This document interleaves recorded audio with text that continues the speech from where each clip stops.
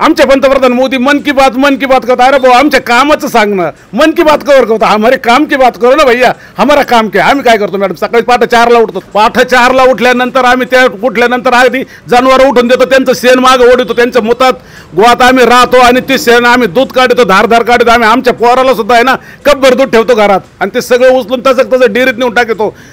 आज त्या दुधाला तुम्हाला मी सांगतो 24 रुपये भाव आहे आणि त्याचे सुद्धा इतके फॅट आणि डिग्रे लावले जातात। ते दूध मागचं आघाडीचं सरकार होतं त्या काळात त्याच दुधाला 39 रुपये भाव भेटत होता मॅडम।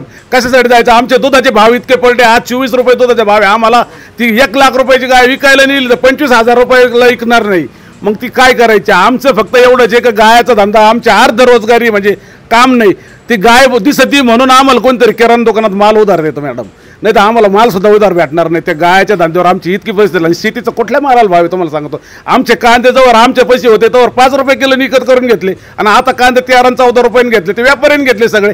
आज मी तिला आमच्याकडे शेतकऱ्याकडे कुठल्याही शेतकऱ्याकडे कांदा राहिलेला नाही, 70% कांदा विकला गेलेला आहे।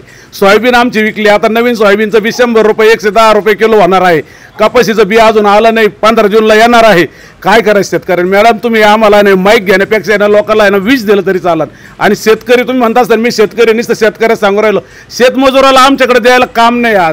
आज आमच्या गाड्यांनी सुद्धा समजून करून घेतली, जो आमच्याकडे गडी येतो कामाला आम्ही सुद्धा त्याला निम्म्या पगारातच करवतो, तो म्हणतो करतो, मला काय करायचं। तुम्ही तर चॅनलवाले आहात, तुम्ही सांगा आमच्या व्यथा तुम्ही मांडल्या पाहिजे, परंतु पेपर पहा TV पहा आमचं काहीच येत नाही, तुमचंच येतं। काय ते पहिले म्हणायचे बहुत हो चुकी महंगाई की मार, आपकी बार 400 पार म्हणून राहील, ते काय करायचं।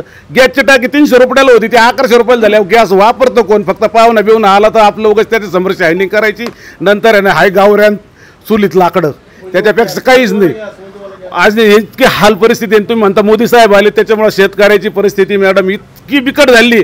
आणि राहिलं तुम्ही आता मग आता इथं आलं तर आम्हाला विचारले तुमच्या भागातले खासदार, अहो आमच्या भागातले खासदार आहेत, आम्ही त्यांना मतं दिले मागच्या वेळेस, मी सुद्धा त्यांना मतदान केलं। का केलं, त्यांचे आजोबा खासदार होते, त्यांचे वडील मंत्री होते, आम्हाला वाटलं हे खूप मोठे घरचे आहेत, खूप चांगले आहेत, काहीतरी चांगलं करतील, यांच्या शिक्षण संस्था आहे, मला तर असं वाटलं माझं पोरगं तिथं एखाद दिवस लागून जाईल, त्यांचं वशिला काम आहे। यांनी आमच्या तालुक्यातले जेव्हा चौकशी केली, डीपमध्ये गेलं तर आमच्या भागातलं एका पोरगं त्या ठिकाणी ॲडमिशन घेतलं नाही आणि आम्ही यांना मतदान देऊन काय चूक झाली आमची मॅडम। माझे तर काय भेटीला आले नाही, गावाच्या भेटीला 1-2 वेळेस आले असतील, कोणकडे तरी गेले, आपले गाडीतच दिसले आम्हाला, धुरवडलेली भारी गाडी दिसली, आमच्या गावात चकचकीत गाडी आली म्हणजे त्यांची आली असं समज, लोक म्हणे आले होते खासदार साहेब आपल्याकडं, काहीच केलं नाही मॅडम। त्यांनी आमच्या गावात येऊन 5 किलो साखर वाटली, 365 म्हणजे 365 गुणले 5 करा मॅडम, आमचं गणित काय एवढं कच्चं झालंय, मस्त शिकलेलं आहे, आम्ही पोस्ट ग्रॅज्युएट आहे, पण तुम्हाला सांगतो पेनाची आणि कागदाची ओळख नाही राहिली आमची, रोज उठायचं आणि काम करायचं। ते आमच्या भागात आले, साखर फुकट वाटली, काय करतात ते साखरेला, काय करायचं, कुपनावर साखर दिली, त्याच्यावर मोदी साहेबाचा फोटो आहे, त्याच्यात ती पिशवी सांभाळायची, परत पिशवी दाखवायची, तेव्हा पुढच्या वेळेस राशन देणार, कशाला देता।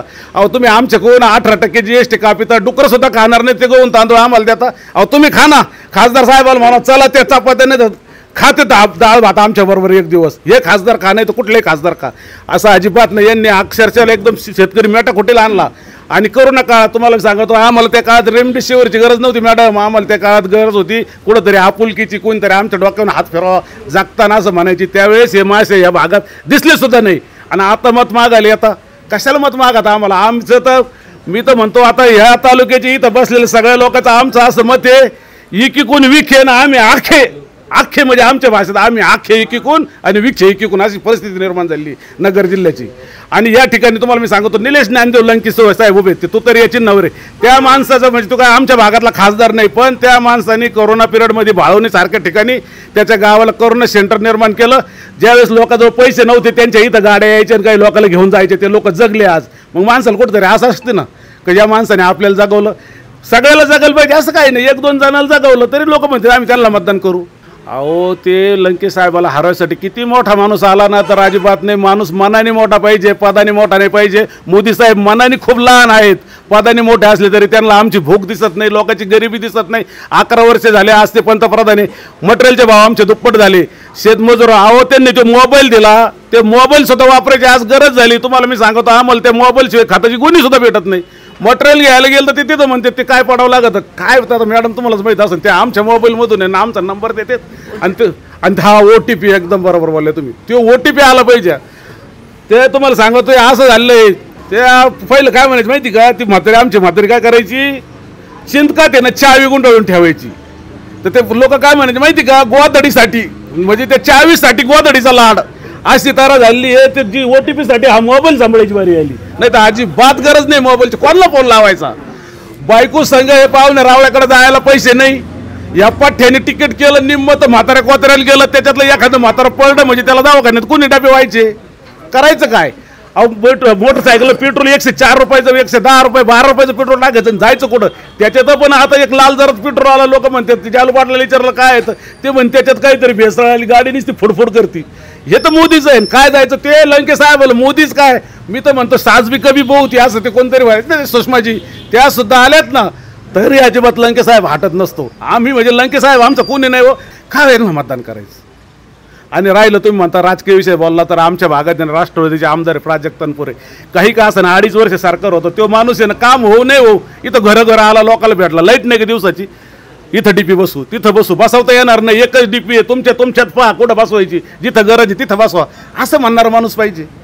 काय आम्ही तर त्याला मतदान केलं नव्हतं तरी असं म्हणतोय माणूस, आणि 500 रुपये रोज कबूल केलेला आहे, आणि तिथं गेल्यावर दिलं नाही म्हणजे काय करायचं? जेवण परत म्हणते, काय ते जेवण नको तुमचं, अजिबात नको, तुमची भीक नको, पण तुमचं कुत्रा आवरा एवढं असं तर आमचं मोदी साहेबांना म्हणणं आहे. आणि तुम्ही आम्हाला अनुदान देऊ राहिले ना, ते देऊ नका, आमच्या दुधाला भाव वाढून द्या. तुम्ही अनुदान देऊ राहिले मॅडम, सोयाबीनला भाव द्या, आमच्या कापसाला भाव द्या, आमच्या ऊसाला भाव द्या. अहो आमच्या बायकोला कुठंतरी वाटतं की मी सोन्याचे 2 मणी गाळ्यात घालावं, कोणाच तरी लग्नात जावं, माझ्या हातात बेंटेक्सच्या तरी बांगड्या असावं नसल्या सोन्याच्या, तर काय आम्हाला का मन नाही का? आम्ही का माणसं नाही का? का बरं आमच्यावर काय असं नाही? आमची काय चूक झाली आमची? आम्ही शिकलेलो, आम्हाला नोकरी लागले असते. माझं पोरगं BSc ॲग्री झालं, पोराने अभ्यास बंद केला, ते म्हणतो भरतीच निघा ना, आता हे सगळं पाठ झालं म्हणतो, भरतीच निघा ना, जाऊ कुठं? कुठलीच काही भरती चालू नाही, काहीच नाही. अहो तुम्हाला सांगतो आमची भानगड अशी, गावात आलं का तेवढंच हसत बिसत, घरी गेलं का लगेच आदळापड चालू होती, घरी लगेच कोणतरी बायका पोरं म्हणते हे आणायचं ते आणायचं. काय नाही मॅडम, हे फक्त मोठं घरण पोकळ वाशे हे आमच्या गावातले सरपंच, यांना सुद्धा विचारा काय परिस्थिती, त्यांनी हरभरा केला ते कालच म्हणतो ते बायाचा पगार द्यायला पैसे राहतात का नाही.